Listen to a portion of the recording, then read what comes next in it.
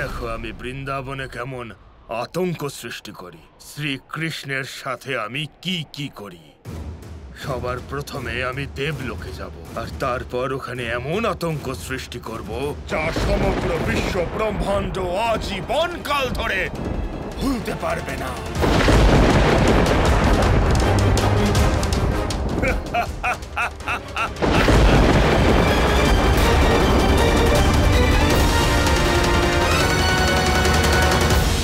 এই মহাসুর তো গোপাল এবং গোপালের বৃন্দাবনের ক্ষতি করবার কথা বলছে। এবার আমি কি করব? যদি লীলাধারের ওপর, ওনার বৃন্দাবনের ওপর, ওনার বন্ধুদের ওপর সংকট আসে, তখন কি আমার তাদের এভাবে অসুরক্ষিত রেখে যাওয়া উচিত? বৃন্দাবন, বন্ধুরা, গোপাল আমাকে খুব আদর যত্ন করেছে, আমার সমস্ত ইচ্ছা পূরণ করেছে, আমাকে ভালোবাসা দিয়েছে। এবার সময় হয়েছে আমার তাদের জন্য কিছু করা উচিত। বৃন্দাবনে বিঘ্নহর্তা শ্রী গণেশ থাকতে এখানকার কারোর ওপর কখনোই কোনো বিপদ আসবে না।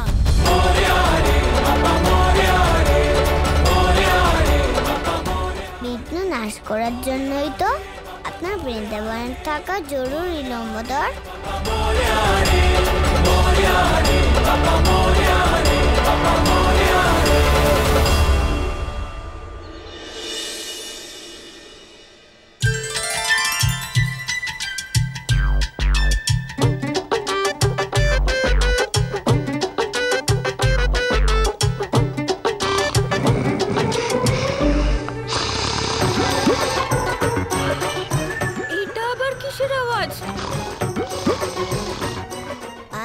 আমাদের ওয়ালি শুতে হবে দাদা। কেন গোপাল? আমার এমন মনে হচ্ছে যে আজও আমাদের সাথে কোনো অতিথি ঘুমাবেন। এটা আবার গতকাল রাতের সেই অতিথি নয় তো যার কথা গোপাল বলছিল? কিন্তু সে কে হতে পারে?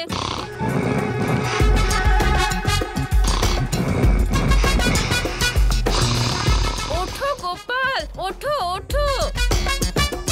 কি হয়েছে দাদা? গোপাল দেখো, মনে হয় তোমার গতকালের অতিথি এসে গেছেন। কিন্তু কে এসেছে সেটা তো বলো।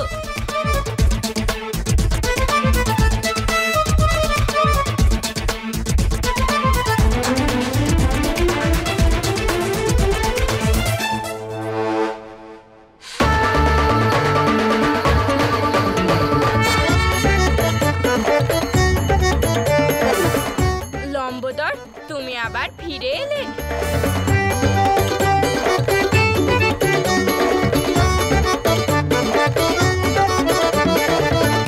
গোপাল, এটা তো লম্বোদর। লম্বোদর ফিরে এসেছে। হ্যাঁ দাদা, আমি তো এটা জানতাম।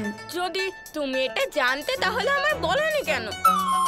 লম্বোদর, তুমিও আমার থেকে এইসব কথা লুকিয়েছিলে তাই না? আমি তো চলেই যাচ্ছিলাম, কিন্তু যাওয়ার সময় আমি মহাসুরকে দেখতে পেলাম। মহাসুর? সেটা আবার কে? সে তো আমারও জানা নেই, কিন্তু হ্যাঁ, মহাসুর বৃন্দাবন এবং বৃন্দাবনবাসীদের ক্ষতি করার পরিকল্পনা করছিল। কি?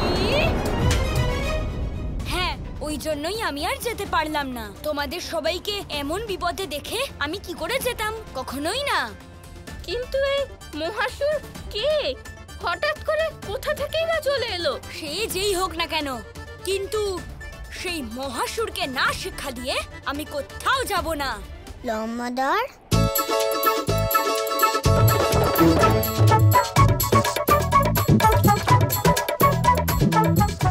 আমি জানতাম যদি বৃন্দাবনের ওপর কখনো কোনো বিপদ আসে তাহলে আপনি অবশ্যই আসবেন।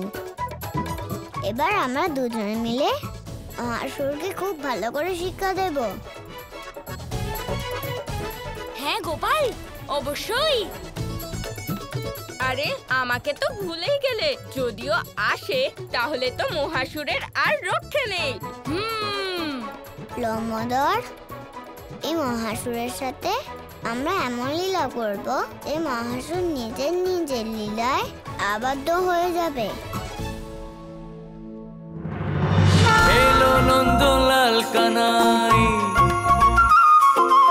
এলো গোপাল কানাই, ব্রজদুলাল নন্দলাল, জয় গোপাল জয় গোপাল, ব্রজদুলাল নন্দলাল, জয় গোপাল জয় গোপাল, ব্রজদুলাল নন্দলাল, জয় গোপাল জয় গোপাল।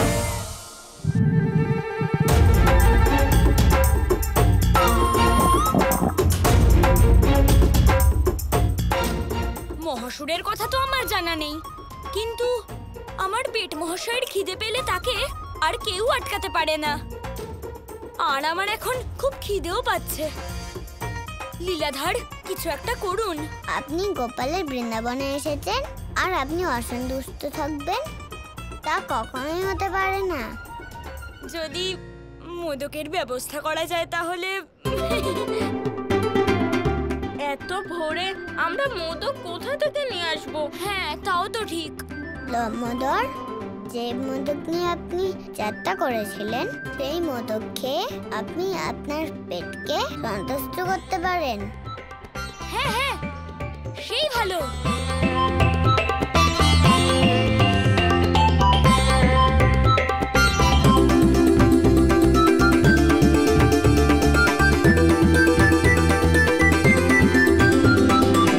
কিন্তু গোপাল, এই একটা মোদক খেয়ে আমার পেট কি করে ভরতে পারে বলো তো? লম্বদর, মনে হয় খিদের ফলে আপনার দৃষ্টিশক্তি কমে গেছে। এত বড় থলেতে একটা মাত্র মোদক আছে নাকি? ভালো করে দেখুন তো। লম্বদর তো ঠিকই বলেছে গোপাল, এমনকি আমিও দেখেছি একটাই মোদক আছে। দাদা, আপনি অনেক প্রশ্ন করেন, নিজে গিয়ে দেখে নিন। ব্রজদুলাল নন্দলাল, জয় গোপাল জয় গোপাল, ব্রজদুলাল। এতগুলো মোদক! গোপাল, আপনাকে অসংখ্য ধন্যবাদ। আমি তো ভুলেই গিয়েছিলাম যে কৃষ্ণের বৃন্দাবনে মোদক কখনো কম হতেই পারে না। ঠিক বলেছেন লম্বদর। জয় গোপাল জয় গোপাল। গুরু শুক্রাচার্য,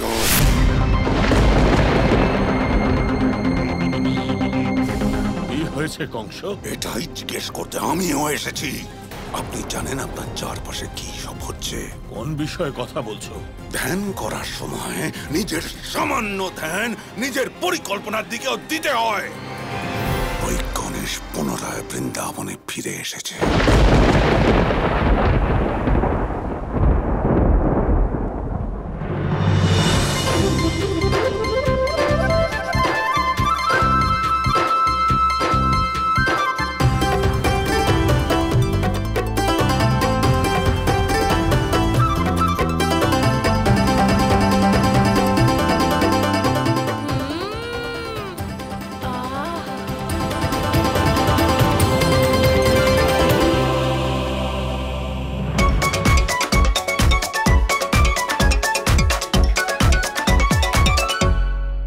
তা কি করে সম্ভব?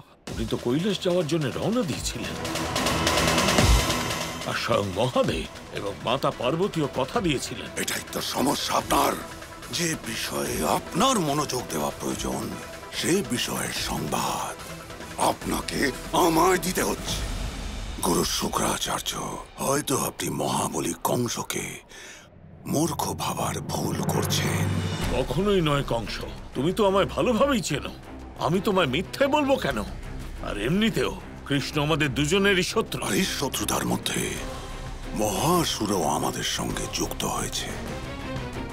এবার আপনি আর আমি আর ওই মহাসুর, এই তিনজনের দল তৈরি হয়েছে।